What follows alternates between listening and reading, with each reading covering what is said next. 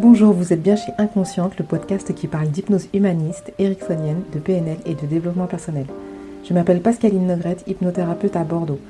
Passionnée par le corps et l'esprit et le lien entre les deux, je suis très motivée pour partager et simplifier tous ces outils que j'ai découverts toute seule ou que j'ai appris en formation ou dans les bouquins. Alors, dans cet épisode, je vous parle de la 6e question de la détermination d'objectifs. La détermination d'objectifs est une série de questions élaborées par Robert Dilts. Cet ensemble de questions me permet de préciser mon objectif, de l'objectiver au maximum avec du concret et de trouver ce qui bloque et ce qui pourrait bloquer et ainsi trouver la technique ou l'outil pour atteindre mon objectif. La question 6 est: quelles sont les causes conscientes et inconscientes qui vous empêchent de réaliser votre objectif? Quels sont les freins? Également, quel élément déclencheur de votre envie de changer? La goutte d'eau qui fait déborder le vase. La citation de Shakespeare: ce que l'on ne peut empêcher, il faut l'embrasser. Léonard de Vinci: tout obstacle renforce la détermination. Celui qui s'est fixé un but n'en change pas.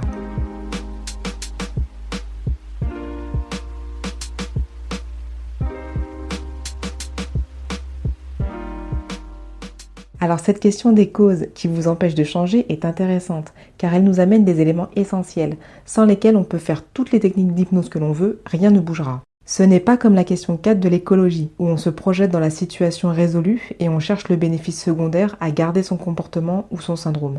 Là, c'est plutôt qu'est-ce qui vous a agacé au point de vous mettre en quête de changement. Il est intéressant de noter que les gens s'arrangent toujours un certain temps avec leurs symptômes, parce que c'est encore acceptable, parce qu'on manque de motivation, parce qu'on a plein de choses à faire et que l'on n'a pas priorisé nos objectifs. Ou du moins si, on a priorisé au point de laisser ce comportement au placard. C'est ce qu'on appelle aussi être dans sa zone de confort. Personne ne vous embête et vous n'embêtez personne.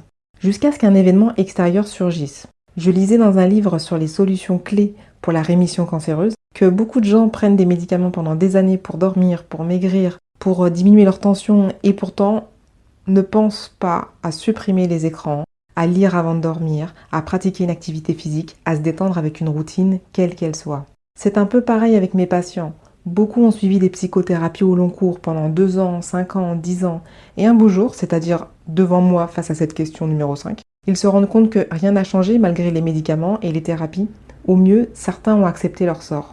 Je prends pour exemple Thierry Beccaro, maltraité dans son enfance jusqu'à 17 ans. 10 ans de thérapie pour finalement sublimer cette blessure d'enfance en étant parrain de l'UNICEF. Sublimation de taille égale blessure gigantesque. Je vous mets le lien de la vidéo dans laquelle il s'exprime sur ses 10 ans de thérapie et sa souffrance toujours palpable.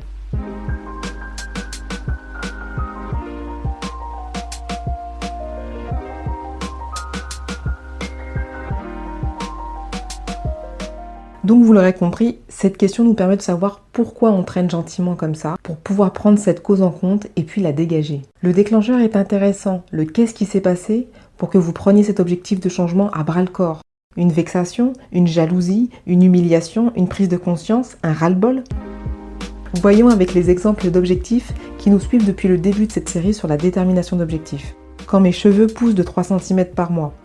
Donc qu'est-ce qui bloque ou quel est le déclic? J'ai déjà dépensé beaucoup d'argent dans les produits capillaires où je me suis fait avoir. Là, le blocage, c'est l'argent. Ma tante a eu un cancer et j'ai découvert que je pouvais offrir mes cheveux pour la confection de perruques. Un déclic.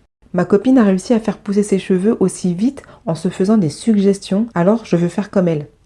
Un déclic. J'ai revu des photos de moi avec les cheveux longs et ça m'a fait un choc. Déclic aussi. Deuxième objectif, perdre 20 kilos en 6 mois. Qu'est-ce qui bloque et qu'est-ce qui déclenche votre envie de changer? J'aime trop la nourriture. Ça, c'est une habitude. J'avais malgré tout de bons résultats sanguins. Donc, habitude. J'ai arrêté de fumer et pris du poids petit à petit. Ça, c'est insidieux, c'est de l'habitude aussi. Ma femme m'a fait des remarques sur mon ventre. Déclic. Le chirurgien a refusé de m'opérer. Déclic. Je ne pouvais plus lasser mes chaussures. Déclic aussi.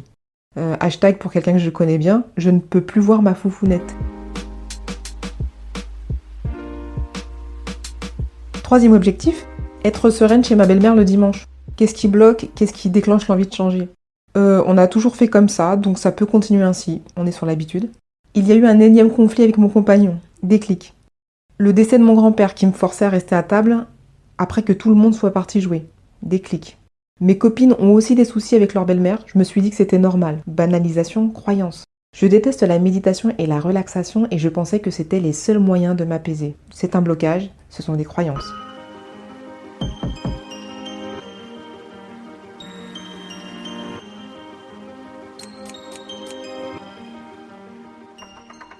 Vous voyez donc les différentes réponses entre les blocages qui se rapprochent des croyances du style « je croyais que c'était normal » et qui poussent à ne rien faire puisque c'est normal. Il est alors temps de défaire cette croyance qui est en fait une généralisation ou une distorsion de la réalité.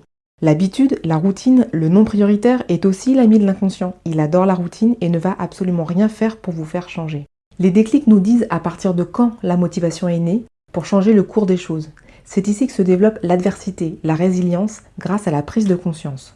Cette question 6 sur les causes du blocage au changement qui sont dans le passé, c'est un peu l'inverse de la question 5 qui regarde vers l'avenir, comme si vous étiez sur une ligne du temps. Vous regardez derrière vous dans le passé, vous faites le bilan et puis vous regardez droit devant vers le futur, le résultat que vous attendez. Car un des présupposés de la PNL est « si votre façon de procéder ne fonctionne pas, essayez autre chose ».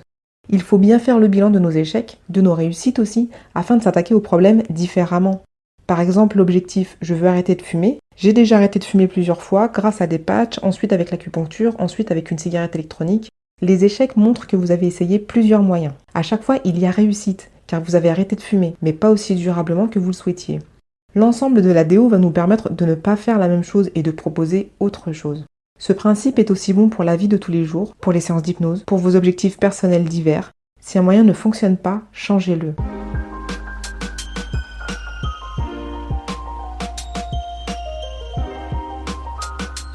Je vous rappelle les citations.